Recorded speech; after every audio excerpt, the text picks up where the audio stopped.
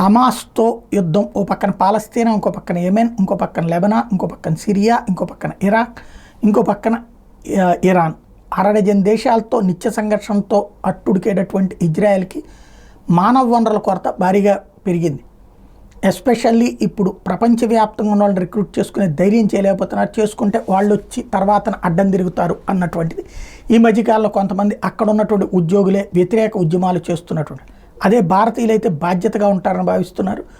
తమ సిద్ధాంతాన్ని అంగీకరించిన వాళ్ళే అక్కడికి వస్తారని కూడా భావిస్తున్నారు. అందుకనే ఇజ్రాయెల్ తాజాగా 15,000 మందిని భారతీయుల్ని చేర్చుకోబోతోంది. అక్కడ నైపుణ్య పని వాళ్ళు దొరక్కపోవడం, ఇన్ఫ్రాస్ట్రక్చర్, హెల్త్ కేర్, ఈ రెండిట్లో కూడా నిపుణులైన పరివారు దొరకనటువంటి నేపథ్యంలో భారతదేశం నుండి 15,000 మందిని రిక్రూట్ చేసుకోవడానికి రెడీ అవుతోంది. ఒక్కొక్కరికి జీతం 1,92,000 రూపాయల వరకు ఆఫర్ చేస్తుంది. అట్లాగే medical insurance, free food, free accommodation, monthly bonus కింద 16,515 రూపాయలు ఇస్తామని చెప్పి ప్రకటిస్తోంది.